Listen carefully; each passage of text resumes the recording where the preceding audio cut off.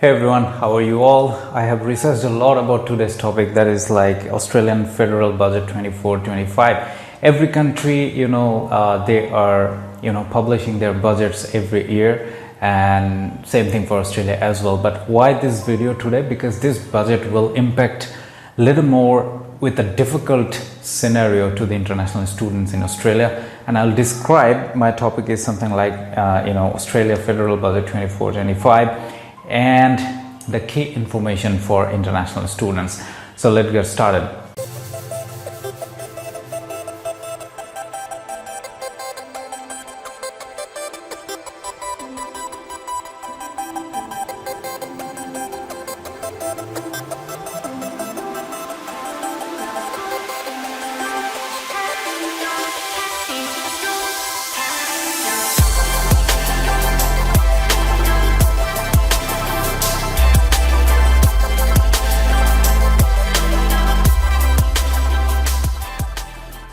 So actually the federal budget was released on 14th May and with significant changes to the international students. That is the most important thing. So what are those? How they will impact? You will understand step by step as I'm talking to you right now. The first one is the cap on international student enrollments. I didn't even see that this kind of thing in Australia in my entire career. I have seen it for North American universities that they have a seat limitation, but I didn't even see even United Kingdom as well. But Australia, never ever, because I've been working for Australian industry for a longer period of time. So what's that? You are getting a seat limitation from 2025. Why? I'll tell you the reason. That is something like 700,000 international students are currently in Australia, which is not only even high, that is a record high, as federal government said. So maybe they are not something like prepared enough to accommodate in every way to these international students. So they mentioned it that this is a record high. So this is why they will put a seat limitation from the next year. So what's the tension regarding this? You are not getting enrollment, like you cannot apply as before. Whatever the university you are choosing, you are applying. Whatever the university or whatever the course you are choosing, you are applying. This might not be happening in Australia from the next year.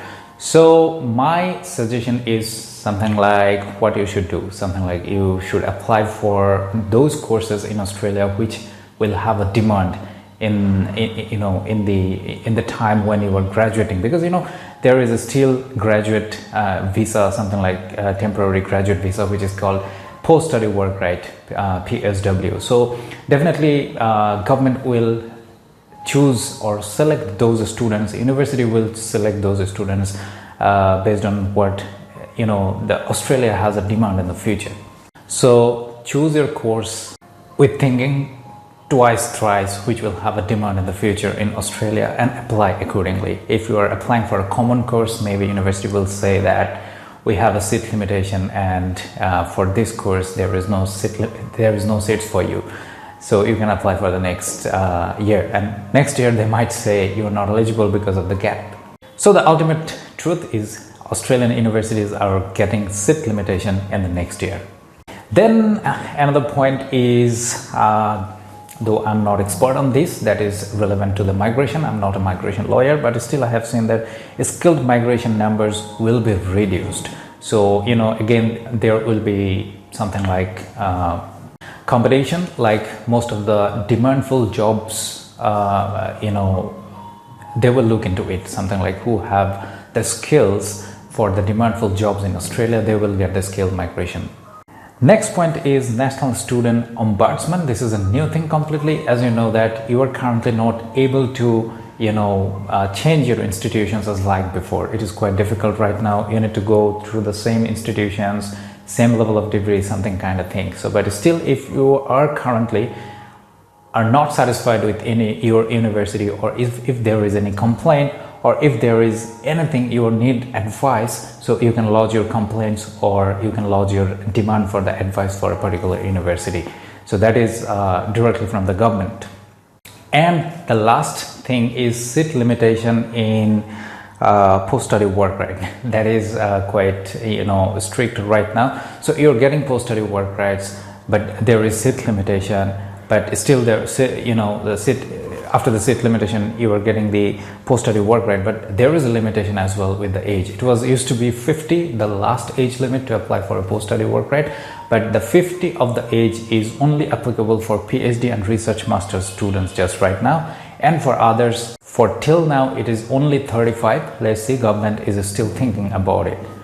So I believe these are the things pretty important for the international students. There are huge things actually that were discussed in the federal government system of the budget while they are publishing something like that. But these 4 topics actually, I believe so, this is most important for international students, and you need to know as well if you are in Australia or if you're planning to apply for Australia in the future. So think carefully, know all the rules, and then apply. I will see you in my next video.